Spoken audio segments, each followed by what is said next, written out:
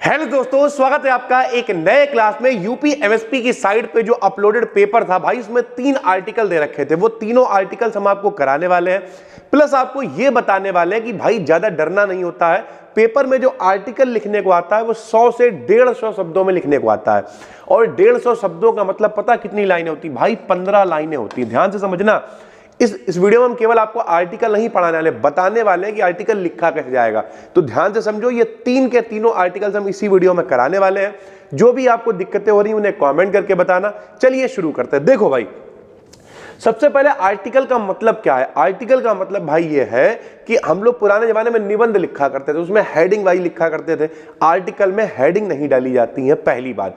दूसरी बात यह है, आर्टिकल लिखते समय भाई 3 पार्ट में लिखा जाएगा। सबसे पहले लिखेंगे हम लोग टॉपिक का इंट्रोडक्शन, यानी जैसे हमने देखो यहां पर डिजिटल इंडिया लिखा हुआ है, तो सबसे पहले हमने यहां पर इंट्रोडक्शन लिखा, हेडिंग नहीं डालनी है, लेकिन उसके बारे में थोड़ा सा बताना है। फिर बॉडी ऑफ द कंटेंट, यानी उसके बारे, अब बॉडी क्या होगी भाई? इंट्रोडक्शन लिखने के बाद मान लिया आप प्रदूषण पे लिख रहे हो, तो प्रदूषण के प्रकार हो सकते हैं, प्रदूषण के नुकसान, फिर आखिरी में लाभ हानि, ये सब जो भी होता है। प्रदूषण के लाभ तो नहीं है, हानि है। या फिर मोबाइल फोन पे लिख रहे हो तो मोबाइल फोन में लाभ भी होंगे, हानियां भी होंगी।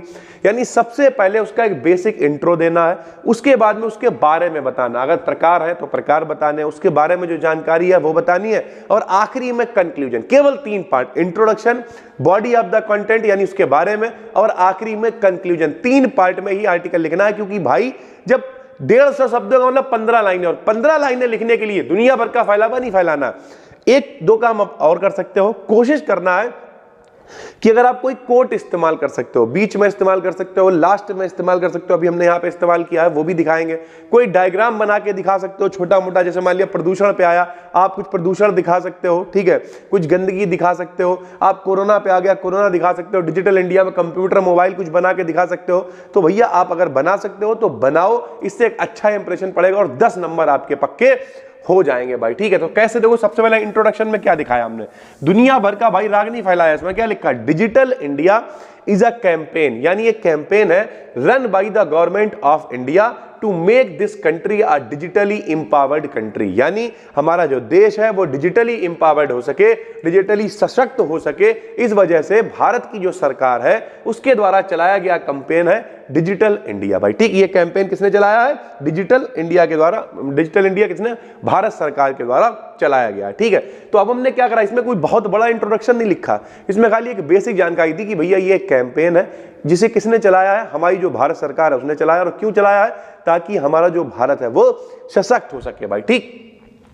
फिर हमने क्या करा, अब इसके बारे में बताएंगे। तो it is a very effective and efficient technique, यानी इट माने यह, इज माने है, आ माने एक, वेरी माने बहुत, इफेक्टिव मतलब प्रभावी, एंड इफिशियंट मतलब पर्याप्त टेक्निक है भैया। टेक्निक मतलब तरीका। दैट विल सेव, जो बचाएगा टाइम एंड मैन पावर, यानी जो टाइम भी बचाएगा, मैन पावर भी बचाएगा। टाइम कैसे बचाएगा भाई? अगर आपने देखा होगा, अभी आप देखो पूरा एक महाक्लास बन जाता है और उसमें पूरी किताब खत्म हो जाती है, देखा है आपने? तो टाइम बच रहा है, मैन पावर बच रही है। एक बार बना दिया, दोबारा कोई दिक्कत नहीं है। मतलब बायोलॉजी भी पढ़ा दिया के, ठीक है, एक बार आके फिर इंग्लिश पढ़ा दिया के, फिर फिजिक्स पढ़ा दी, केमिस्ट्री, मैन पावर बच रही है और आराम से सारी चीजों को करा जा सकता है। आपने देखा टेक्नोलॉजी आ गई, पता चला पहले क्या हुआ, 50 आदमी लगते थे तब लिंटर पड़ता था जाके, छप्पर चढ़ता था जाके।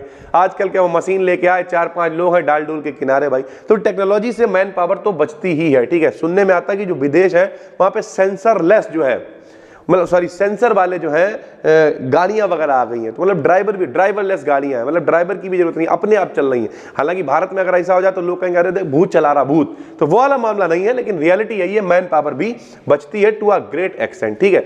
दिस इनिशिएटिव, यानी ये जो शुरुआत है, वॉज स्टार्टेड, इसकी शुरुआत करी गई ऑन 1 जुलाई 2015, यानी 2015 में 1 जुलाई को इसकी शुरुआत करी गई। टू कनेक्ट पीपल, लोगों को जोड़ने के लिए, काहे के लिए? इन रूरल एरियाज, यानी जो गांव से लोग हैं, विद हाई स्पीड इंटरनेट, वो लोग भी जुड़ सकें, शहर से लोग हैं वो लोग जुड़ सकें, यानी ओवरऑल इसी वजह से इसकी शुरुआत करी गई।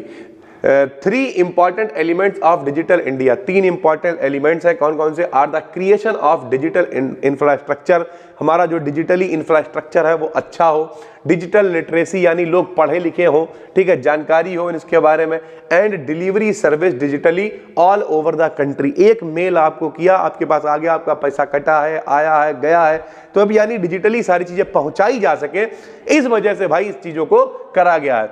इट इज द प्रोग्राम, यह एक प्रोग्राम है that will benefit both service providers, यानी ये प्रोग्राम क्या है? दोनों को मदद करेगा, जो सर्विस प्रोवाइड कर रहा है उसे भी, एंड कंज्यूमर्स, और जो कस्टमर है उन्हें भी, ठीक है।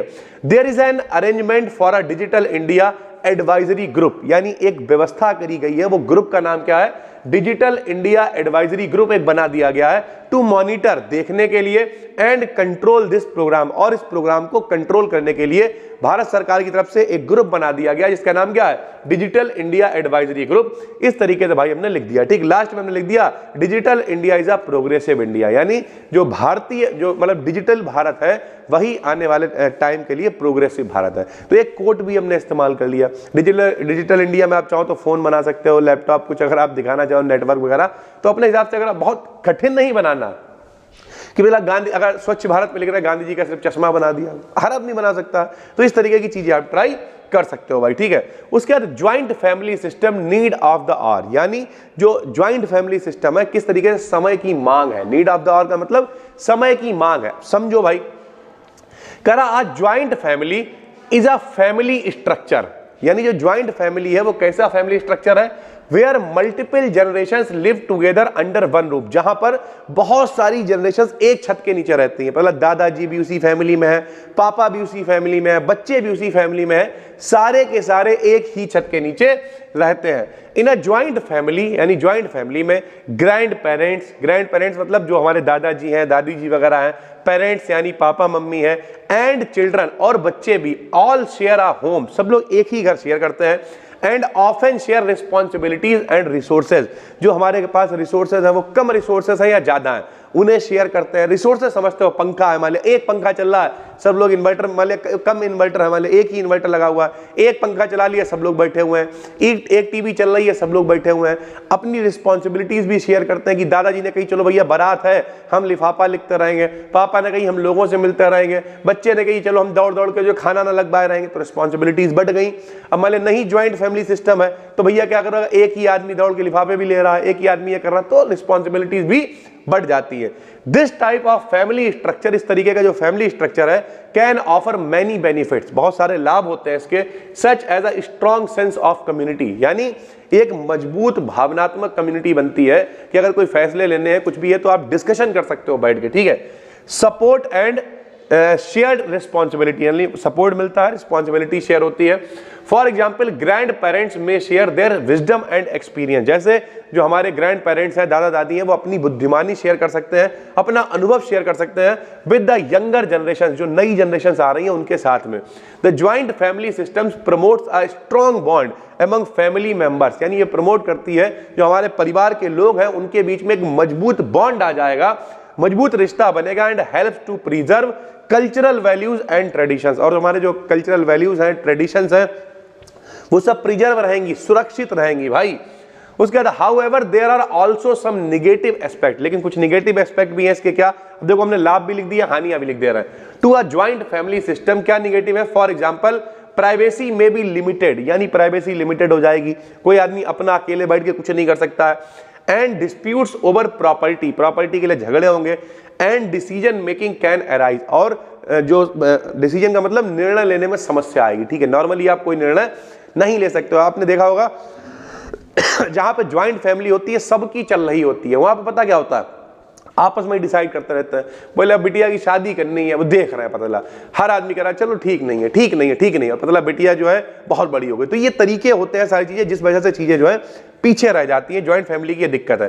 Family is the biggest support system. अब हमने एक यहाँ पे कोट इस्तेमाल कर लिया कि फैमिली एक बिगेस्ट सपोर्ट सिस्टम है, और यहाँ पे कोई बहुत बड़ा काम नहीं करना भाई। यहाँ पे आप क्या कर सकते हो? एक बेसिक चीज कर सकते हो, एक फैमिली बना दी, ठीक है, ज्वाइंट फैमिली, एक दादाजी बना दी। अब दादाजी बनाने मतलब बाल नहीं बनाने बैठ के, कार्टून टाइप में बना दिए, कुछ फर्क नहीं पड़ेगा भाई। आप अपनी तरफ से क्या अच्छा कर सकते हो, ये बात आपको समझनी पड़ेगी। कोई टेबल बना दी, लोग बैठे हुए हैं, अगर आप इतना टाइम बचा पाते हो, नहीं बचा पाते तो कोई जरूरत नहीं है भाई। तीसरा आर्टिकल जो यूपी एमएसपी की साइड पे दे रखा था, फ्रीडम ऑफ एक्सप्रेशन, यानी बोलने की आजादी, सरल भाषा में कहते हैं हम अपनी बात को कह सकें कम से कम, ठीक है। हालांकि आजकल वो इतनी रह नहीं गई है, आदमी अगर कहता है तो वो सरल भाषा में वही होता है जो उससे कहलवाया जाता है, लेकिन फिर भी हम लोग कहेंगे कि हाँ बोलने की आजादी है, ठीक है। Freedom of speech is one of the fundamental rights, हमारे जो मूलभूत अधिकार हैं उनमें से ये एक है, of the citizens of India, Bharat के लोगों के लिए। इट अलाउज, ये हमें अलाउ करता है, क्या करता है, the citizens of our country, हमारे देश के लोगों को, टू एक्सप्रेस देयर आइडियाज, अपने विचार व्यक्त करने के लिए, एंड शेयर देयर ओपिनियंस, अपनी राय फ्रीली व्यक्त कर सकते हैं वो, ठीक है। कहते नहीं सबसे सरल क्या है, राय है, कोई भी आता है दे के चला जाता है भाई, ठीक है। तो आजादी है, अधिकार है हमारा भाई, ठीक है। Freedom of speech is essential, यानी फ्रीडम ऑफ स्पीच बहुत जरूरी है for the all round growth, अगर ग्रोथ मतलब चाहिए आपको किसी देश की, लोगों की, and development of a person, किसी व्यक्ति की ग्रोथ चाहिए है, डेवलपमेंट चाहिए, as well as a nation, अगर देश की आजादी चाहिए तो भैया वहां पे लोगों को बोलने की आजादी होनी चाहिए। देश की अगर आपको ग्रोथ चाहिए, स्वतंत्रता चाहिए, स्वतंत्रता का मतलब ये नहीं है कि भैया जो हम लोग हो गए स्वतंत्र, स्वतंत्रता का मतलब ये भी है कि अगर आप जैसा चाह रहे हो वैसा बोल पाओ, जो तुमसे बुलवाया जा रहा है वो नहीं। कई बार कह रहे नहीं हम तो जो चाह रहे हैं वही बोल ले रहा है, ऐसा नहीं है। हम आपको डेली बताना शुरू कर दें गधा कुत्ता है, गधा कुत्ता है, गधा कुत्ता, गधा, एक टाइम तुम्हें यकीन हो जाएगा कि गधा कुत्ता ही है भाई, और आप गधे को कुत्ता बोलना शुरू कर दोगे, तुम्हें लगेगा यार हमारा जो मन है वो बोल रहे हैं, वो तुमसे बुलवाया गया भाई, तुम्हें न्यूज चैनलों पे दिखाया गया है, ये सारी चीजें होती हैं सर, ठीक है। Freedom of speech gives way to open discussions, यानी ये रास्ता दिखाता है, खुलेआम डिस्कशन हम लोग कर सकते हैं, that helps in exchange of ideas, ठीक है। हालांकि सरल भाषा में कहें तो बोलने की क्षमता तो देता है, ओपन डिस्कशंस हो रहे होते हैं, कई बार हम अपनी गली में ही जाते हैं, दो आदमी शाम को दारू पी के आते हैं, वो उनके भैया गाली गलौज करते हैं, उनके खुलेआम डिस्कशन हो रहा होता है, ठीक है। तो लोग डिस्कशन का ये भी मतलब समझ लेते हैं, that helps in exchange of idea, जिससे आइडियाज चेंज होते हैं भाई, ठीक है। इधर से मान लिया एक आदमी है, उधर से एक आदमी है, दोनों में आइडिया एक्सचेंज हो रहा है, ठीक है, शाम को फुल गाली गलौज हो रही है, which is essential for the growth of the society, जिससे सोसाइटी की ग्रोथ होती है। हम आपको साथ साथ में एग्जाम्पल वो दे रहे हैं जिससे इसके निगेटिव पॉइंट भी आपको दिखाई दे, ठीक है। हालांकि पॉजिटिव पॉइंट बहुत सारे हैं, लोग बैठते हैं, डिस्कशंस करते हैं, बातचीत करते हैं, और इससे क्या होता है, लोगों के पास आइडियाज आते हैं, सोसाइटी की ग्रोथ होती है। Just like India many other countries, India की तरह और भी कई देश हैं, also provide the freedom of speech, जो बोलने की आजादी देते हैं, लेकिन and expressions to its citizens, but with some limitations, यानी कुछ लिमिटेशंस के साथ में देते हैं, सारी कंडीशनें नहीं है, ठीक है। जैसे इंडिया में क्या है, इंडिया में लोग बोल सकते हैं, कोई कंडीशन नहीं, कोई लिमिट नहीं है, ठीक है। आदमी गाली बक के जाता है, किसी को कोई मतलब नहीं है, बाहर जाके देखो गाली देखो जाके भैया ऐसी तैसी कर दी जाएगी, तो वो वाली कंडीशनें होती हैं, ठीक है।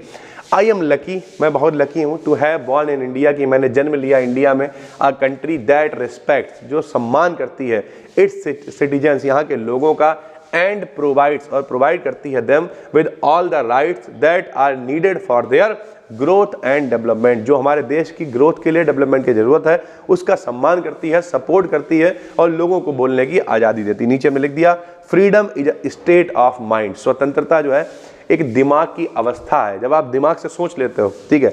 हालांकि अब देखो यहाँ पे हमने ये कोट क्यों यूज किया, ताकि आपको पता चले जब तक आप दिमाग से आज़ाद नहीं हो, अगर आपके दिमाग पे वो चीज़ें रखी गई हैं भाई न्यूज़ पे दिखा के ये करा वो करा, तो फिर आज़ाद नहीं हो, तुम्हें लग रहा है आज़ाद हो, इसलिए हमने यहाँ पर ये कोट भी इस्तेमाल कर लिया। तो मोटा मोटा अगर हम बात करें तो इस आर्टिकल में इस वीडियो में आपने क्या सीखा बताओ।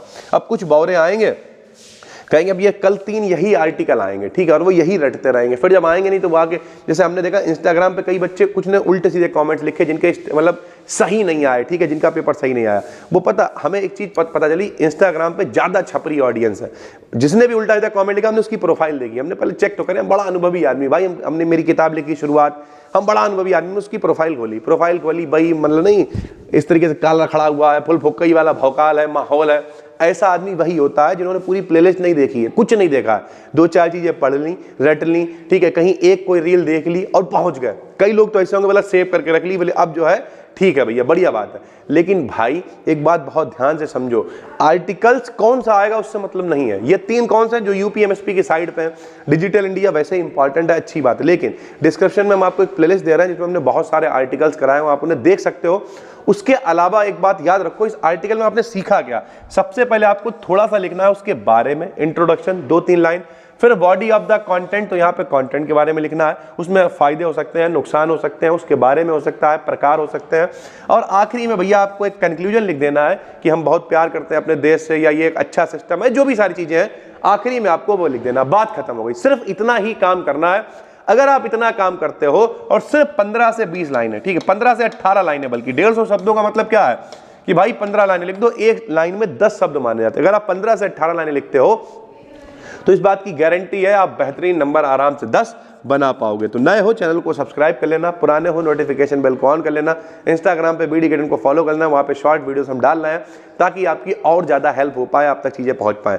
कैसा रहा ये वीडियो कमेंट करके जरूर बताओ। डिस्क्रिप्शन में जो लिंक है वहाँ पे कई आर्टिकल्स हमने पहले से बना रखे हैं, अगर आपको लगता है उनमें से कोई इंपॉर्टेंट है तो उन्हें भी आप देख सकते हो। हम मिलते हैं आपसे एक और वीडियो में, तब तक के लिए धन्यवाद। और किस टॉपिक पे वीडियो चाहिए वो भी कमेंट करके बताइए। Thank you.